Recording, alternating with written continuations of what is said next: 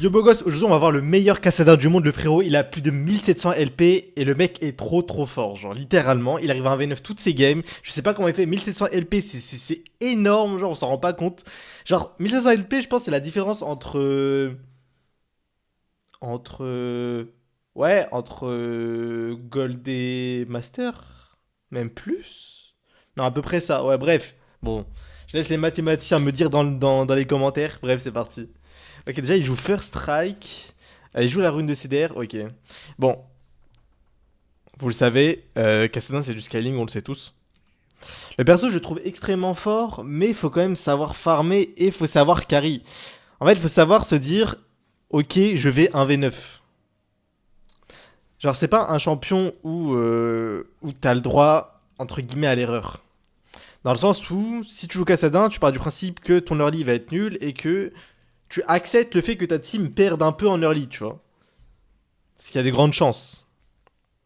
Et du coup, si tu joues Cassadin, ça veut juste dire que tu prends tes responsabilités et que tu vas 1v9 ta game. Bref, déjà, il joue contre Panthéon, je pense que le match-up, il doit être infâme pour lui. Donc en vrai, c'est intéressant de voir comment il va gérer ça, parce que je pense que le match-up est impossible. Quand vous savez, genre, le passif de Cassadin, c'est genre, je crois qu'il réduit de 15% les dégâts des AP, il me semble. Il me semble que c'est ça, ouais. Donc contre un bah, s'il y a des AD en face, bah bonne chance, quoi. Passif sert à rien. Oh, les trades de Panthéon, oh, comme on les aime. Ça, c'est des bons trades, ça. Ok, il a commencé saut noir d'ailleurs. Ok. Il y a beaucoup de Cassadins que je vois qui commencent bouclier de Doran ou saut noir, mais anneau de Doran, ouais, j'en vois aussi des fois, mais. En fait, ça dépend des match-ups. Je sais que par exemple, quand je joue à Kali, que je joue contre un Cassadin, le frérot, il va souvent faire bouclier de Doran. Après, je sais pas, je pense que ça dépend du joueur aussi. Aussi, il y en a qui jouent Elec. Ça dépend des joueurs en fait. Ça dépend. Blue Like Blue, je me demande il joue quoi sur Cassadin. Faudrait que j'aille check. Parce que Blue Like Blue, c'est un gros joueur de Kiana et de Cassadin. Le frérot, c'est 1v9 une machine. C'est un joueur en Europe, il est vraiment trop fort. Si jamais s'il y a des gens qui s'intéressent, il stream souvent sur Twitch. N'hésitez pas à aller voir. Il me semble qu'il est turc, il me semble. En tout cas, il est très fort, hein. Il maîtrise la solo queue. Enfin bref, du coup dans son match-up, il joue des minions dématéra... Ouah, Zabi, je peux parler ou... Minions dématérialiseurs. Voilà, c'est bon, j'ai réussi. Donc je pense juste qu'en early, il va chill, hein. De toute façon, avec Casada en early, tu vas rien faire, littéralement. Je pense que à Bailo, tu peux tenter des solo kills en early parce que les mecs ils respectent pas ton Z, ton E, etc. Mais plus tu vas monter, plus les mecs vont respecter tes damages et te space. Genre en early, c'est facile de space un Cassadin parce que le frérot n'a littéralement aucune mobilité. Après, c'est à partir du niveau 6 où ça se débloque, où Cassadin commence à être un champion. Avant ça, vraiment, le champion pue sa mère. Ok, donc là, il va juste il farm en fait, juste il chill. Genre, vous voyez, il a toujours ses deux potes parce qu'il a back TP. Il a pris directement sa tire pour pouvoir avancer son scaling dès le départ. Ok, il va prendre un coup de tour, Panthéon. Ouais. Ok, il est niveau 6, il se fait gank, il a un R. Ok, bah non. Ok. Il peut pas dash, sinon il meurt. Parce que les dégâts de Panthéon early, c'est. En fait, Panthéon, c'est un peu l'opposé de Cassadin. Le frérot, il te tabasse en early. Ah ouais, il est revenu comme ça sur la lane, Panthéon, il en a rien à foutre. Ça me fume. Ça se voit que c'est pas un niveau de merde quand même. Panthéon, il joue bien. Cassadin joue bien aussi. Normal, le frérot, il a 1700 LP quand même. C'est un peu une folie. Enfin, vraiment, je sais pas si vous en rendez compte, hein, mais 1700 LP, c'est juste énorme, genre. Ok, bon, il va faire quoi maintenant? En fait, je me demande, du coup, les bons joueurs de Cassadin, ils font comment, du coup? Est-ce qu'ils restent AFK farm au mid ou est-ce qu'ils essaient quand même de trouver des opportunités de roam, etc., etc. En fait, Cassadin, une fois qu'il prend des shutdowns, c'est bonne chance. Chaque fois, j'ai des flashbacks. Quand je vois écrit ennemi Cassadin double kill, je sais que la game est perdue. Surtout si c'est des shutdowns. Ouais, ok. Ok, donc il roam. Ok, c'est intéressant de voir ça. Il va aider son top laner. Ok. C'est bizarre là, non? Est-ce que c'est bizarre? Darius a réussi à avoir ses 5 stacks. Il va attendre dans le bush. Il va stack ses R pour pouvoir lui faire des dégâts et le one burst. Ok, je connais pas les damage du Kassadin, mais est-ce qu'il a les dégâts là? Ok, il va stun. Il a plus de mana. Il a Z. Le Z lui a redonné la mana pour R. Ok. Ok, ça se voit, il connaît quand même pas mal ses dégâts. Ça se voit que le frérot, il joue Kassadin.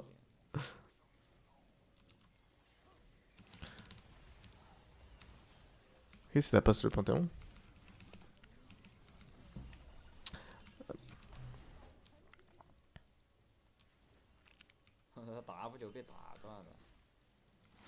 La Nidalee, je pense qu'il l'explose littéralement. Là, il est en 1-0-1. Il a 65 CS à 10 minutes. Ce qui est normal en soi. Enfin, c'est pas énorme. Mais ce qui est normal étant donné qu'il avait un match-up ultra négatif. Où il pouvait pas se permettre de très très bien farm. Après, il a réussi à avoir un kill au top. Du coup, ça compense un peu. Du coup, en vrai, il est bien. Genre, il est pas mal dans ces games là. Il est bien. Il est pas très bien, mais il est bien. Ah, il a pas eu l'assist, c'est dommage. Sa baluette, elle a l'air de gank. Ça, c'est cool, c'est un jungle qui gank. Je sais pas si vous avez souvent des jungles qui gank, mais en tout cas, moi, au mid, j'ai l'impression. Au mid, je me fais littéralement jamais gank. Je sais pas vous, mais j'ai l'impression que la mid lane, je crois que j'ai l'impression que c'est la lane qui se fait le moins gank. Après, je sais pas si c'est parce que je joue à Kali, mais enfin, j'ai l'impression que les jungles veulent pas gank la mid lane. Genre, je comprendrai jamais. Même si le mec est sous ma tour, hein. Non, non, non, non, ça gank pas.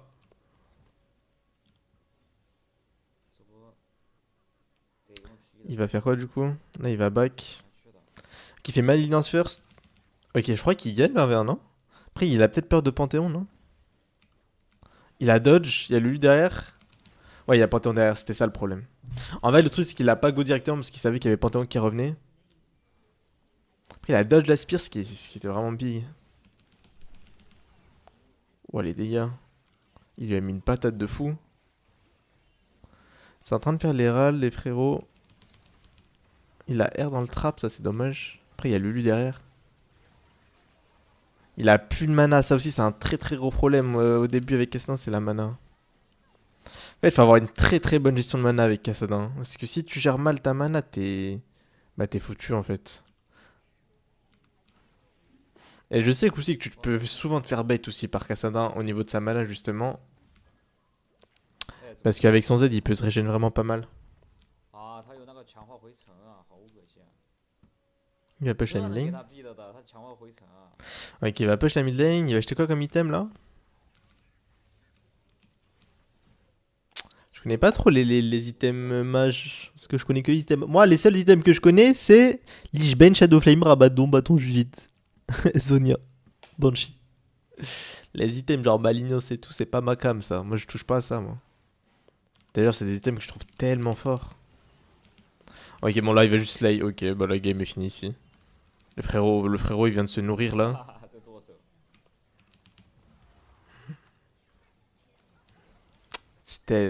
En vrai, Kassadin, c'est un AP, je pense, qui m'intéresserait.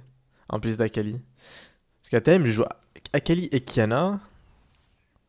Mais je pense qu'il me faudrait un deuxième AP. Et ce serait soit Sylas, soit Kassadin. Mais Sylas, c'est stylé quand même. Kassadin, c'est stylé aussi, mais vas-y, leur liste, on se fait un peu chier. Ok, donc là, il va juste jouer en side, il va push. Là, les gens qui jouent en mid lane à Bailo, j'ai remarqué un truc, c'est que vous jouez jamais les sides. Et un conseil, très très grand conseil, surtout quand vous avez un lead, ne surtout pas hésiter à jouer les sides. Ne surtout pas hésiter à jouer les sides parce que déjà de 1 tu mets la pression, de 2 tu prends des tours, de 3 tu ramènes des gens sur toi. Et de 4 si ça dépend du champion que tu joues, mais imaginons que tu joues un assassin AP genre Akali, bah si tu ramènes 2 personnes sur toi, généralement tu peux faire du 2v1 quand t'es bien dans ta game. Et de 4 tes teammates peuvent par exemple faire des objectifs à l'opposé ou quoi. Je pense que je ferai un guide un jour sur ça. Genre comment jouer la side lane en étant un mid. Parce que vraiment, genre j'ai coach pas mal de gens et il y en a plein qui veulent pas jouer les side lane. Hein. Ok, bon, le Twitch qui m'arrave, Twitch aussi, un champion que je trouve très très très très très fort en solo queue. Les dégâts qu'il a mis dans le fight. Ok, go voir comment il est mort en vif.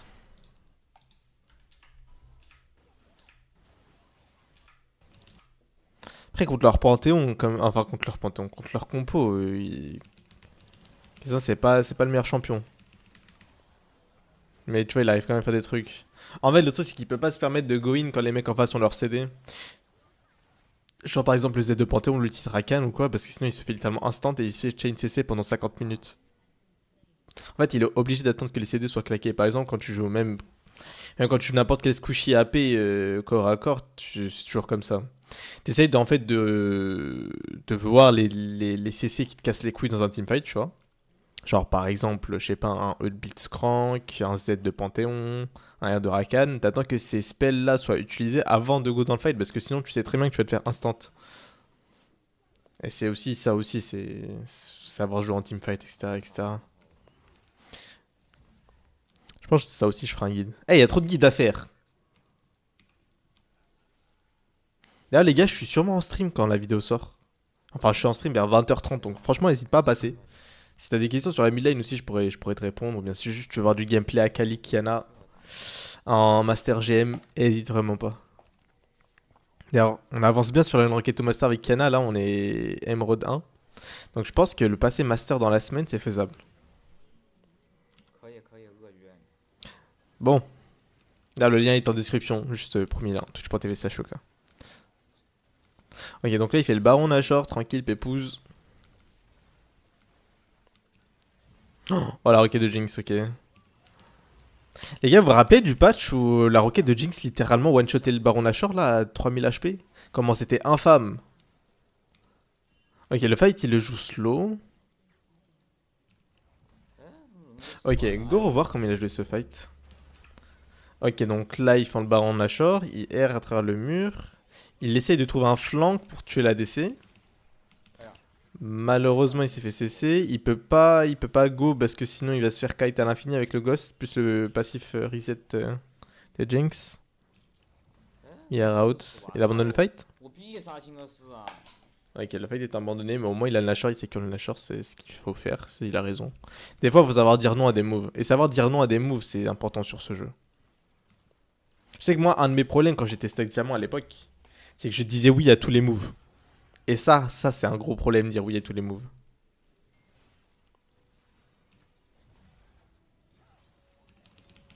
Ok. Putain, j'ai bugué, j'ai cru que Panthéon il s'appelait Abo Hotel. J'étais en mode, oh la rêve de zinzin, mais en Chine, y a pas ça, non? En Chine, ils avaient pas ça à l'époque. Je crois qu'ils avaient pas Abo Hotel, hein. En fait, il s'appelle Asbin Hotel. Bon, il va push les sides avec le Renekton, sa team au mid. Renekton, il va faire quoi là? Soit il va rejoindre sa team, soit il va aller au bot. Pendant ce temps-là, lui, il va juste side tranquille.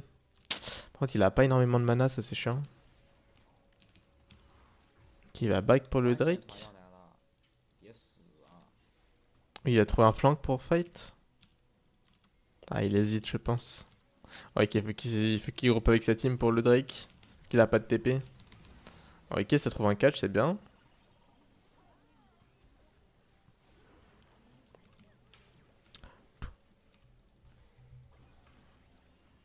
Il va reprendre un catch. Ok, il y a Belvette qui est super bien positionné. Ouais, elle joue bien la Belvette, hein. Le flank de zinzin, mais bon. Ah, dommage, ça va pas suffire. Même ça, tu vois, ça c'est aussi un truc qui est pas forcément fait à Bailo, c'est jouer avec le fog aussi. Savoir jouer avec les zones d'ombre. Là où tu vois pas les mecs, par exemple, derrière un mur ou quoi. Là, c'est quelque chose qui est vraiment pas beaucoup fait à Bailo, ça aussi. Ok, bah je crois qu'il a terminé la game. En tout cas, enfin le fait qu'il arrive à faire une bonne game de Cassadin à 7 elo contre leur compo, c'est vraiment big. Ça montre que le mec est vraiment trop fort. Après, c'est à 1700 LP, bon, ça veut dire qu'il est vraiment trop fort, mais bon. Non, il finit sur ça, non? Enfin, les dégâts, ouais, bon, bah. Oui, bon, après, Cassadin, c'est un peu une bombe à retardement. Enfin, bref, en tout cas, vraiment, en vrai, bonne découverte, bonne découverte. Bon, bref, en tout cas, si la vidéo t'a plu, n'hésite pas à t'abonner, à lâcher un like, puis on se retrouve en stream ou demain pour une nouvelle vidéo. Salut, salut!